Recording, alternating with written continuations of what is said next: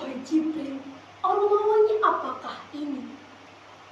Wahai Rasul, ini adalah aroma wanginya Masyiddatu binti Fir'aun wa auladiha, tentang sisirnya putri Fir'aun dan anak-anaknya. Ada apa dengannya, wahai Jibril? A'udzu billahi minasy syaithanir rajim. Bismillahirrahmanirrahim. Wa qala rajulun mu'minun min ali fir'auna yaktumu imanah ataqtuluna rajulan ay yaqula rabbiyallahu wa qad ja'akum bil bayyinati min rabbikum. Al-Quran Surat Ghafir ayat 28. Assalamualaikum warahmatullahi wabarakatuh. Alhamdulillahilladzi hadana lihada wa ma kunna linahtadiya laula an hadana Allah. Dewan juri yang arif dan bijaksana dan sahabat kisah yang salih-salihah, perkenalkan, nama saya Safara Hayu Latifah. Saya akan bawakan sebuah kisah dengan judul Masyiddatu binti Fir'aun, tukang sisirnya putri Fir'aun. Sebuah kisah yang diadaptasi dari hadis riwayat Imam Ahmad dari Ibnu Abbas radhiyallahu anhuma. Di sebuah negeri angkara murka dimulai cerita. Masyidah tidak jelas siapa nama aslinya, tetapi masyhur dikisahkan sebagai sosok perjuangan dalam mempertahankan keimanan. Beliau adalah istri dari seorang pembuat peti kepercayaan Raja Fir'aun yang bengis dan kejam. Hazakil namanya. Hei kalian, lihatlah tukang sihir yang belot ini. Akan kubunuh siapapun yang tidak mengakuiku sebagai Tuhannya. Ada Rabbukumul A'la, aku adalah Tuhanmu yang paling tinggi. Wahahaha. Wahai paduka, aku akui kebesaranmu dan kehebatanmu. Tetapi tidak seharusnya engkau menghukum mati tukang sihirmu hanya karena ia beriman kepada Musa.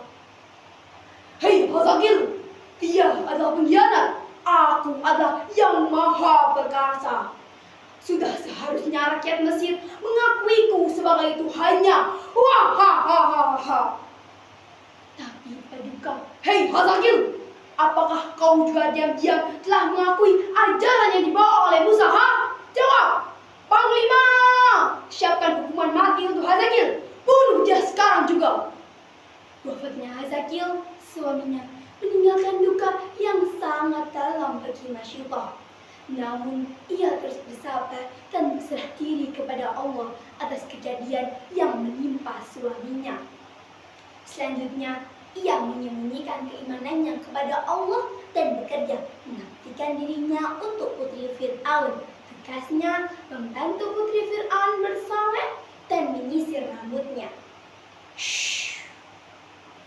Pagi yang cerah menyambut hari yang begitu indah. Berhias iman dan takwa adalah bekal yang sungguh mulia. Seperti biasa, Masyidah membantu menyisir rambut Ika putri Fir'aun sembari memuji kecantikannya. Sedang asyik menyisir, tiba-tiba sisir yang digenggam oleh Masyidah jatuh ke bawah. Sembari merunding untuk mengambilnya, secara spontan Masyidah berkata, Bismillah, dengan menyebut nama Allah. Putri Fir'aun yang mendengarkan pun terkejut. Ia menanyakan kepada Masyidah, apakah engkau memiliki Tuhan selain ayahku? Tidak, walakin Rabbi wa Rabbukallah, Tuhanku dan Tuhan ayahmu adalah sama, yakni Allah Subhanahu wa Ta'ala. Apa katamu? Akan aku adukan hal ini kepada ayahku, jawab putri Fir'aun dengan mengancam. Namun Masyidah menjawab dengan mantap, Naam, silahkan. Tak menunggu lama, Raja Fir'aun yang murka memerintahkan agar Masyitoh ditangkap. Dengan sombong ia bertanya, "Wahai Fulana, apakah engkau memiliki Tuhan selain aku?" "Naam, iya. Rabbi warabbukallah, Tuhanku dan Tuhanmu adalah Allah." "Kurang ajar! Haman! Ambilkan patung sapi yang terbuat dari tembaga itu, lalu panaskan air hingga mendidih di dalamnya. Buat perempuan ini beserta anak-anaknya tersiksa di dalamnya." Iya, Paduka."